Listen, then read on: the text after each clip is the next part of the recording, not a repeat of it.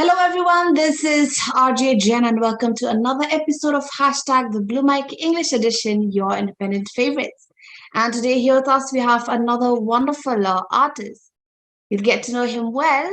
So let's not waste any more time. So, hi, Zain. Welcome to Hashtag the Blue Mic English Edition, your independent favorites. Thank you so much for having me, Jen. It's really exciting to be here. So, first of all, we'll start with the obvious question, that is introduction about yourself and your music. Okay, so my artist name is Bulli Bainbridge, but I'm more than happy to be called Zain. I used to be an artist manager. That's how I started off my musical career. I was with the Blue Frog in Bombay, and then the 2012 leg of NH7's Weekender. And then I switched from that to music production in 2014. I was in the UK studying that. And then I came back and have been doing that ever since, which meant producing music for independent artists, composing music for ads and short film, mobile games, da-da-da-da. And flash forward to 2022, after a pandemic, here I am with an album. So speaking of your album, artist, congratulations. I mean, wow, it's Thank you. It's already the album of the year from us. That's really awesome to hear. Thank you so much. I really appreciate that. So how did you arrive with this song? So the way the album started, again, I admitted the journey was kind of serendipitous. Since we all had time through 2020 and 2021, at the beginning of 2021, I just started to practice piano more ritualistically. So every day I was on the piano for about an hour. And as I finished my focused practice session, I would just play and just see, because I could touch wood, I could actually feel the changes happen as I practiced. I was like, oh, I couldn't do this thing yesterday. Now I can do it. Great. And once that skill set started to build up, I would just play and I would just come up with chord progressions. And I have this little Logic session, which has all these different chord progressions just saved in there where I was just playing piano. And then if I came up with a chord progression I liked, I just sort of, pinned it for later. And I said, okay, I'll come back to it. And I did this over a span of a couple of months. And then I just ended up coming back to a couple of chord progressions that I just put aside.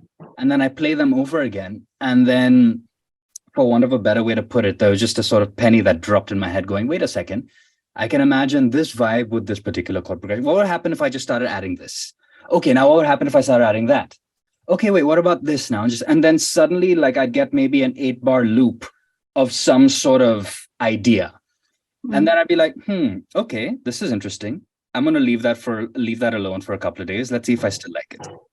And come back a couple of days, more often than not, I'm like, hey, this is still not bad. And then I would then just somehow, I mean, if the idea was good, it was easier for me to start fleshing it out over a span of like a couple of minutes. And I'm like, okay, so the arrangement's coming together. And it's sounding good as an instrumental, but I need a singer on this. And that cannot be me because, God forbid, it's me singing. And then I just listening to the tracks as they came about. In fact, the second song on the album, Monochrome, with Nushis, is in fact the first song I ever came up with. And this kind of happened with all the songs as well, where I just took leaps of faith and I called up each one of them because I worked with them in the past in some capacity or the other. And I just called up and said, hey, I've got this song. Would you be down to collab? And that's really like in a nutshell of how all the songs came to be.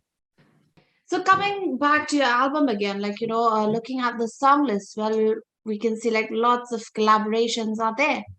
So talk to us about the different collaborators, the artists, because one of them is Shalmali, the artist like whose music we've been playing here on our stations. So talk to us more about the collaboration on your album. The song that she's on is a song called Better Place, which was the first single off the album. It is honestly a very deep song, personal song, very dark song, if I'm being honest with you. And I called her up out of the blue one day because I knew that a lot of her influence stemmed from Amy Winehouse. And the chord progression that I came up for that song was actually influenced a lot from the Back to Black album. And honestly, when someone asks me about, who could cover Amy Winehouse really well in this city, the first person that comes to mind to me is Shalmali. I mean, matter of fact, she did a tribute to Amy Winehouse back in 2011 when she passed away. And so I called her. I was like, hey, there's this song here. Would you be down to collaborate on it? She's like, I would love to hear it. Please send it over. And I started to pen down lyrics. A friend of mine who's also a lyricist and a poet in Pune, her name's Juhi Sharma, amazing writer, helped me pen down these lyrics. And I reached out to Shalmali. I was like, okay, so I did reach out to you about the song, but here's what it's about. And here's why it means a lot to me. And she read the lyrics. She heard the melody that I somehow managed to come up with. And she said, this is beautiful and I would love to be a part of this. And it's very different from stuff that she'd done before. So that was a very personal connect. And that was for the first single. The other single, which came out in a month after that, was A Leap of Faith again. Trisha Grace Ann, who sings and raps on the second single called The Queen, is the most upbeat song on the album. And it stems, like, the way I sort of explain it is, hey, you remember what MIA sounded like at the beginning of Slumdog Millionaire? Like, okay, it's that sort of sound that I'm drawing inspiration from. And and as opposed to the rest of the album that can have shades of like darkness to it, this one is a lot more in your face, a lot more aggressive, a lot more adrenaline, saying like, hey, this is me, this is all of me. I'm willing to accept all of who I am and warts and all. And I'm okay being that. So that's really what that song is about. So now my next question for you, it's personal with you. So where does Zain Calcutta Wala ends and Bully Bainbridge begins? At the risk of sounding very corny, Bully Bainbridge is a part of Zain Calcutta in some way. But no, but to really try and explain that in a more genuine way, I think that when it comes to the music that I'm putting out, I do feel that the persona, for want of a better term, of Bully Bainbridge is where like that creative outlet of mine kind of shines. But I think that everything that I've been able to put out as an artist, as Bully Bainbridge, or even as not as Bully Bainbridge as such, but when I'm producing other artists, for example, or when I'm collaborating with other musicians in some way or the other, I feel now that there is this sort of like nexus where me as the producer and Bully Bainbridge are kind of like intertwining now, where I'm just starting to. It's like, I feel like with Bully Bainbridge is where I'm just really starting to understand my own voice as an artist. And it's just through that moniker that I'm able now to like articulate that side of me better as Zain Calcutta Wala. I don't know if that's making sense, but it's kind of like an amplifier as a creative outlet for Zain Calcutta Wala is what Bully Bainbridge is, if that makes any sense. It does. Thank God. Okay. So who are the artists who really fired your imagination, when it comes to music?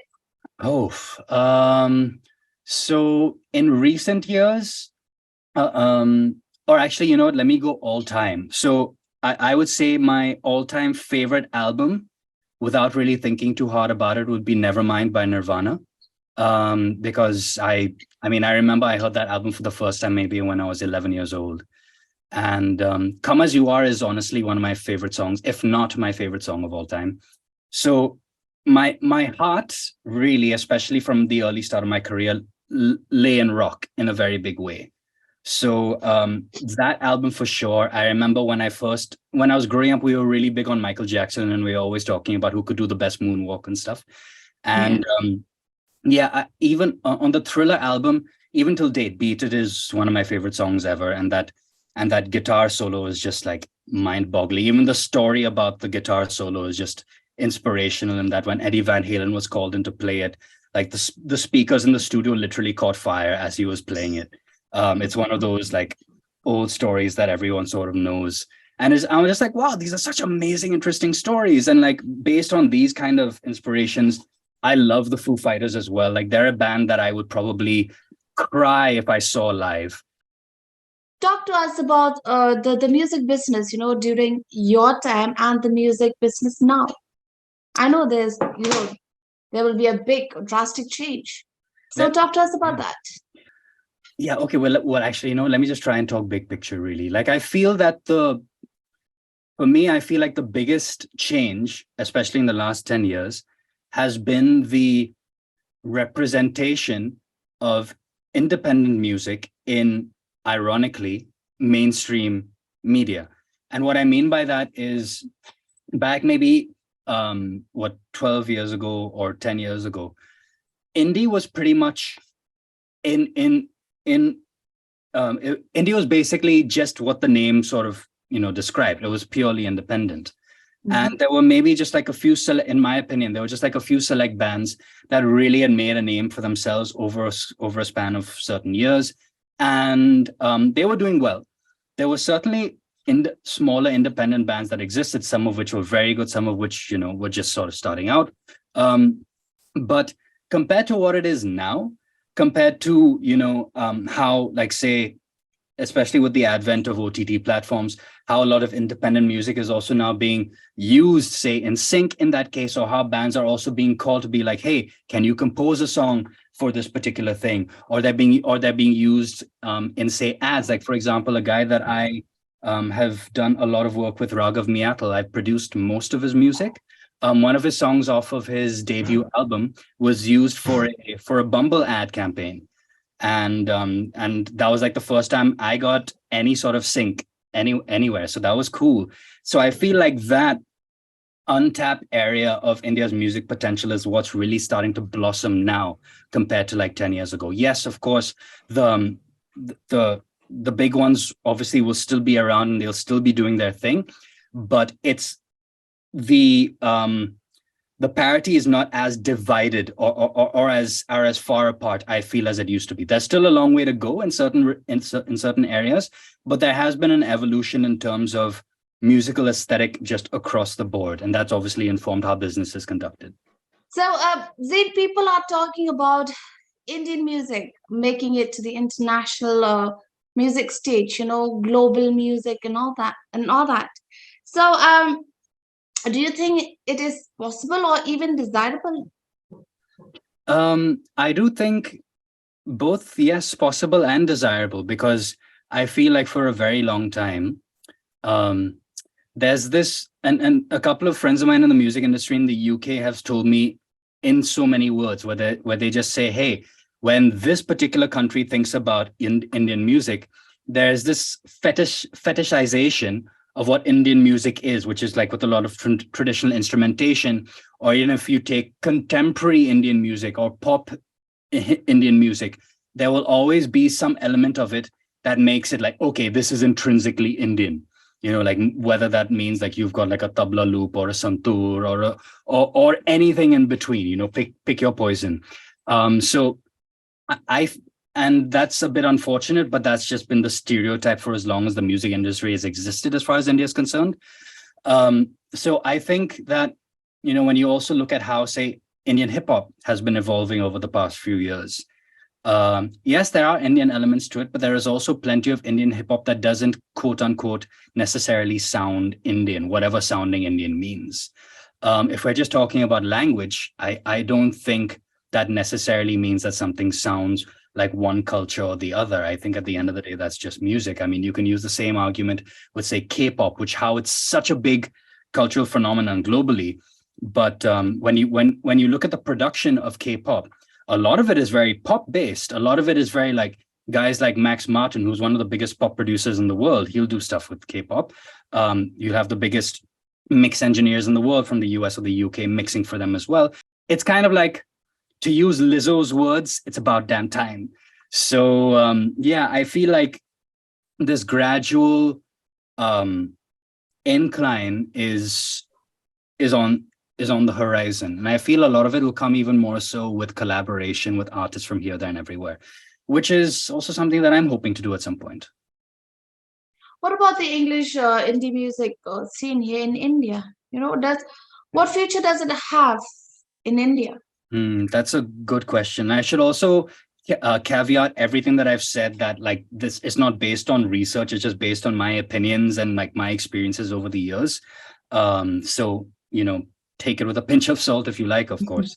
But like with English music over here, The truth is, I don't know, but I'm hopeful. Like there seems to have also gradually over time been like a little bit more of an increase in demand or intrigue for English music, and that's great. I mean, I'll continue to make and produce English music, but there are also certainly artists who may have, started off doing Hindi, for example, or another language, but they've also like switched to English, and they may have come back. So I think that English is, in my opinion, relatively more of a slow burner than it is, say, like, for example, Hindi. All right. Thank you so much, Zain, for this wonderful conversation. Once again, we wish you the very best with your future endeavors. Thank you so much, Jen. That was honestly a very interesting interview. Like I had to think. So I really appreciate it.